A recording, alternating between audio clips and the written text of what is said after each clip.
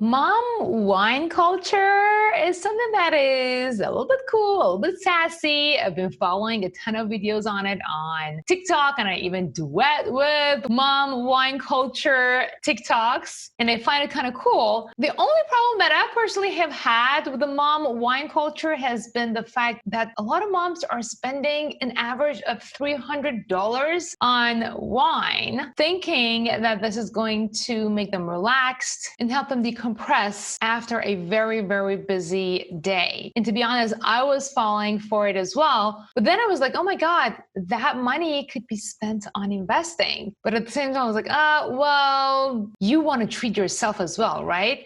It wasn't until I talked to Jennifer Kautsch, who is my guest today, that I realized how much damage this wine culture can actually do to your day-to-day life. So I actually thought Jennifer deals with alcoholics and people who are really physically struggling with alcohol. But to my surprise, she actually isn't. Even though she is the leader of the SoberSis tribe, she helps women and moms become more sober-minded about their relationship with wine and alcohol. So I'm super excited to have her here. We're gonna cue in the intro, and while we do that, I would love to hear from you. What is your relationship with wine right now? Head over to the comment section and let me know, and let's go say hi to Jennifer.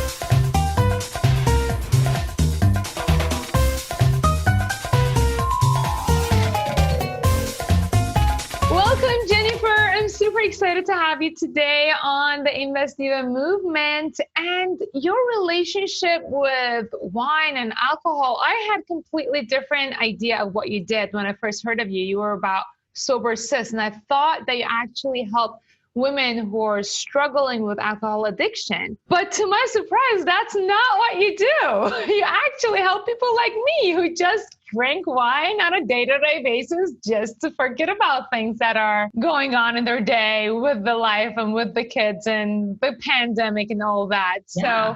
So excited to have you here. We're going to dive into how you help moms with their relationship with wine and alcohol. But first, I really wanted to hear your story. I know you're going to have a birthday in a week, but Yep. I'm not going to give away your age. But if you want to, you can. Can you tell us how this even got started? How did SoberSis get started? Oh my gosh, I would love to tell you the story and I'll make it concise, but I just appreciate the opportunity to share. So I will say my age. I'm in my late 40s, in fact, almost out of my 40s. So I'm going to stay in the 40s while I can. And I found myself really, if I can rewind my life a little bit, in my 30s as a young mom. I was doing some network marketing, doing some work outside of the home in the evening. So I was a stay-at-home mom by day, but working out of my home in the evenings building business. And I found myself at a lot of happy hours. And that's when I really started kind of my relationship with drinking on a more just, habitual basis, because there was always a happy hour, always a networking event, book club. There was just so many things. And I really found that it was also an activity for my husband and I. Like, let's go grab a drink. Let's find a nice patio. And so it started to become really something that I was really looking forward to like you said, at the end of a long day. It was kind of my time. It was kind of my reward, actually.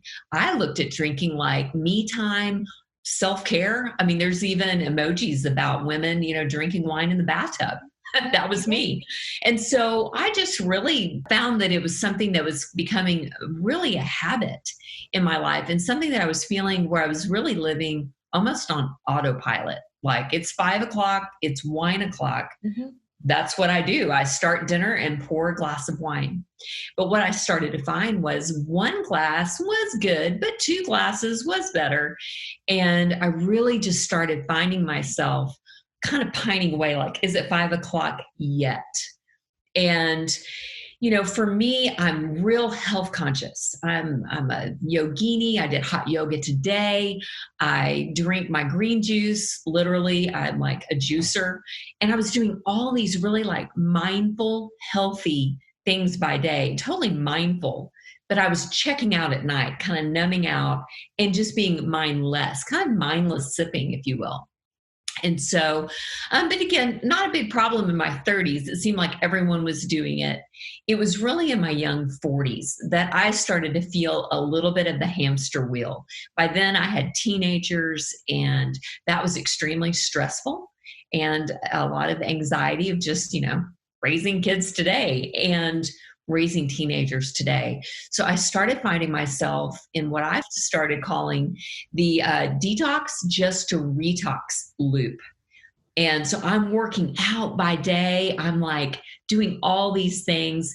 And then at night, I just feel like I'm retoxing my body, drinking 2, 3, 4, sometimes glasses of wine over an entire evening. Easy to do.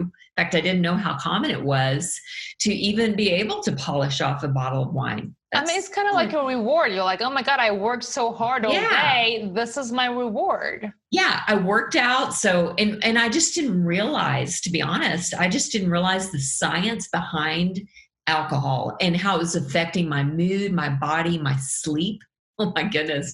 I had no idea that everyone was probably waking up at 3 a.m. I thought it was just me.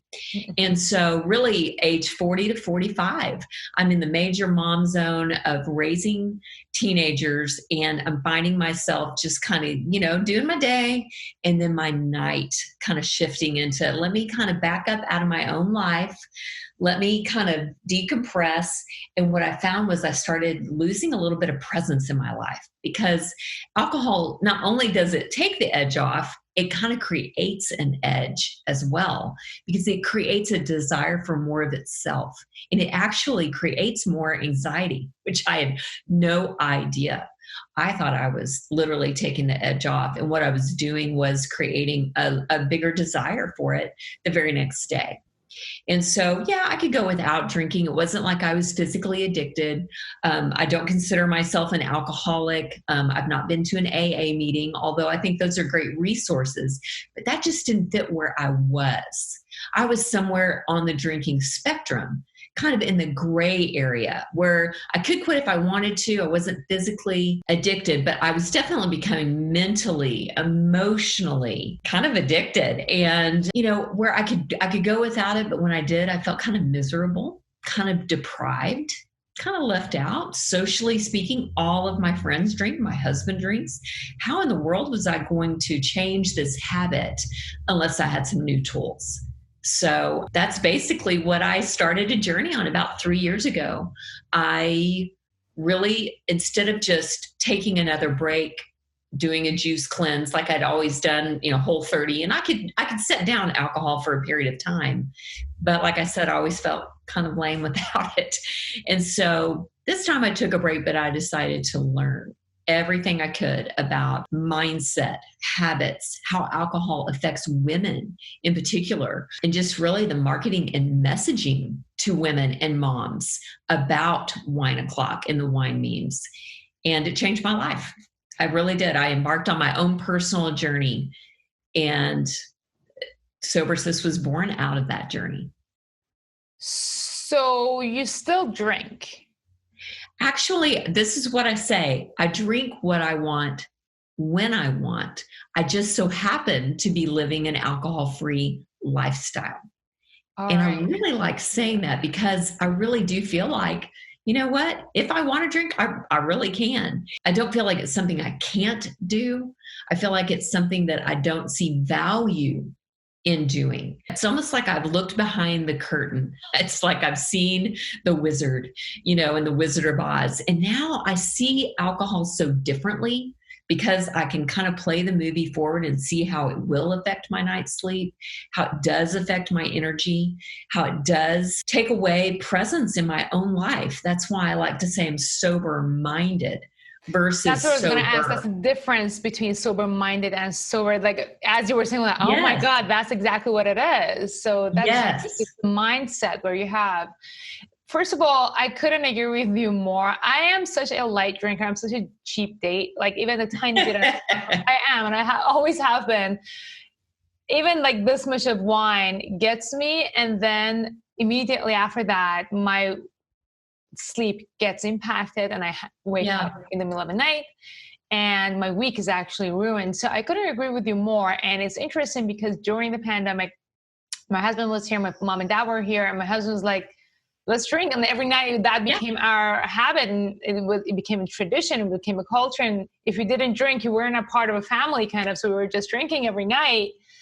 And that's what you were saying kind of really resonated with me. And then you see all these memes on the internet, and it's kind of like a cool thing that, I'm a mom, I'm cool, I'm having my wine. Totally. And what you were saying is that if it's not getting you and completely mess your brain and mood up now when you're relatively younger, as you hit 40, 50, 60, it's going to get harder and harder to overcome, I'm assuming. Oh, for sure. For sure. Really, when I started drinking, I drank less and got more of the effect. The longer I kept just drinking in the drinking culture that we live in, the more tolerance I naturally built. And when you build tolerance, you also build a little bit of dependency. That's just kind of the nature of how a lot of substances work. And again, it was just so interesting to me to think that I could actually change my relationship with drinking, not because things were so bad, but because things were not good enough.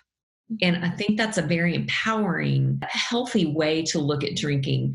Not, do I need to get worse to then change my relationship with alcohol? Let me get further down the spectrum so that I have to quit. What if we chose to, again, even just cutting down, reining it in, being more mindful, being more educated as to what we're putting in our bodies? And just the mom culture, the mom juice culture is so prevalent. I'm an older mom. I say that in air quotes, where when my kids were younger, it really wasn't as prevalent as it is in today's society. You really wouldn't see mimosas at a 10 a.m. Tuesday morning playgroup. You wouldn't have met a friend at the park with wine in your Yeti at 3 p.m. Now, that's really normal in a lot of mom circles. That's socially acceptable because, hey, let's face it, being a mom is hard work. Yeah. And so it's very tied into the messaging of kind of, you deserve it, it'll just make you more chillax with your kids, when really what it does is it takes us away from being in the present moment and being kind of awake and alert and aware in our own lives.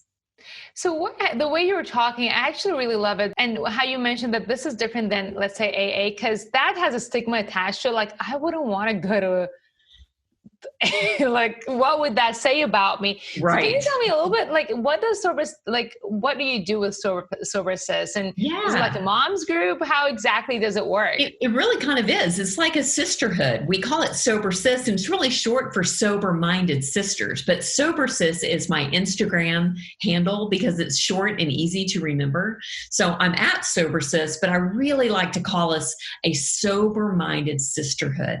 So I run a monthly challenge. It's just a challenge where I call it a reset, really, where women can sign up for 21 days. It's not saying always or forever. We don't even use those words in our tribe.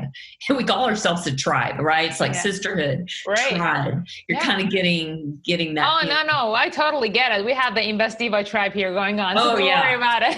Yeah, I love it. Yeah, we're definitely like a tribe. Yeah. And it's like, I got your back, girl. You got mine. We're in this together. And we're like-minded in the sense that we want to pursue being our best self, the best version of ourselves, and not let anything alter or hijack our minds from being the best we can be. So that's the overall overarching goal. But under that umbrella, people are cutting down. Some are moderating, just becoming more mindful in their relationship with drinking. Some people are like, oh, Jen, I feel so much better without it. I really do want to pursue this alcohol-free lifestyle a little longer. So I run this 21-day reset challenge at the beginning of every month. Hundreds of women go through it. They do it together, almost like a pledge class, where it's like, we're June, 2020 SoberSis. And, we welcome them into our closed Facebook group where, members only see members. So again, just even the word SoberSis can attach a little bit of confusion or stereotype, which is so great that you're open to me explaining more of what we're doing. And then they come in and then it's just support. It's just a lot of acceptance for wherever you are in the journey. No labels, which I love. No labels, no judgment. There's no shame. It's like, I get it, girl. I just drank 3 glasses of wine last night too, and I didn't even really want to, but I kind of did. And I don't know what to do with that mental tug of war back and forth. Like I want to, and I don't want to.